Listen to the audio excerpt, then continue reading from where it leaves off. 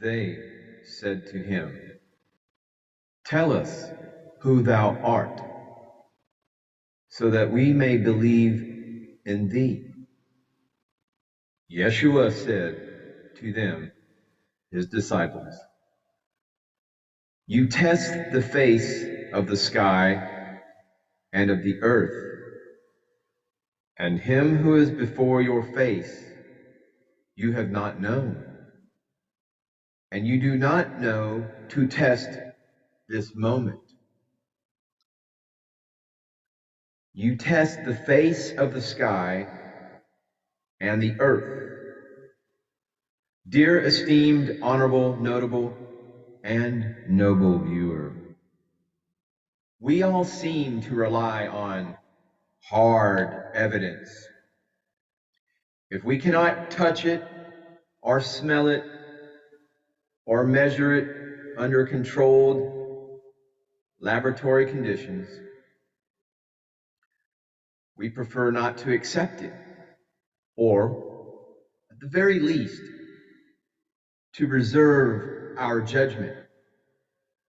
How many of those skeptics, those illustrious scientists of the last 2,000 years, measured the intensity of love? How many defined the beauty of a flower? How many of them had proven beyond a reasonable doubt that Mozart is more sublime than Beethoven, or perhaps the other way around? How many of them managed, with their millions of dollars supplied by the governments of the world, to work out precisely what a baby feels for her mother, and the mother for her baby? The disciples could only test the moment, could only grasp the moment of infinity, recognize that which is spiritual with their soul.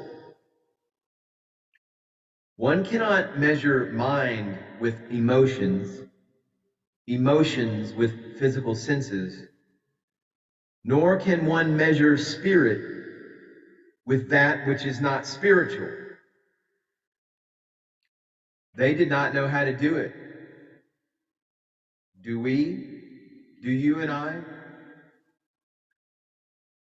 Yeshua further said, "Seek, and you will find. But those things which you asked me in those days, I did not tell you then. Now I desire to tell them. But you do not inquire after them." Jesus, Yeshua, Sananda, knew all his disciples before they entered their present incarnation. Even before descending for yet another stint in the material world, they had already reached a relatively advanced state of consciousness. They had been anxious to learn the truth. It appears, however, that we can only gather new knowledge while on earth. Why is that?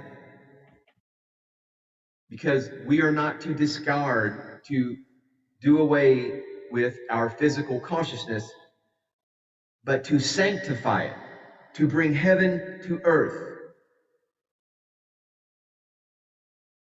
If we are to be gods, we must conquer all the universes, all the states of consciousness.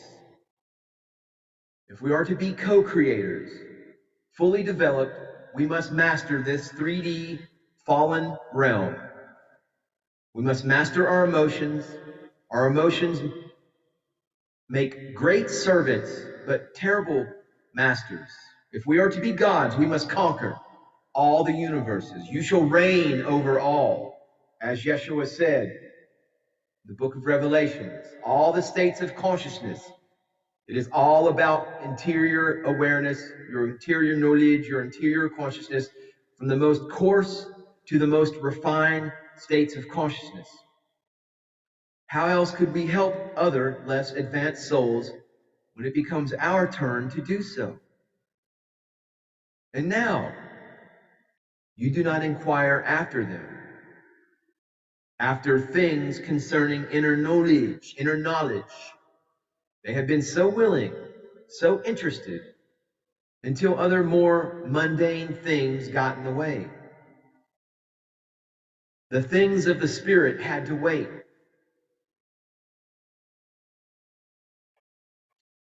We only have this life, this moment, this eternal present moment.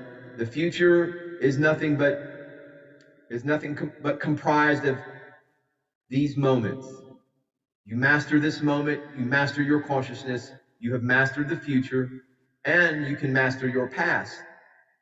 Things that have taken place in your past, you can, by being master of your consciousness, go back and you can heal those moments of the past that they are traumatic to resurrect and bring up. But give not what is holy to the dogs, lest they cast it on the dung heap. Throw not the pearls to the swine. Pearls, secret knowledge, is secret because the consciousness of the prospective recipient is not as yet ready to receive it.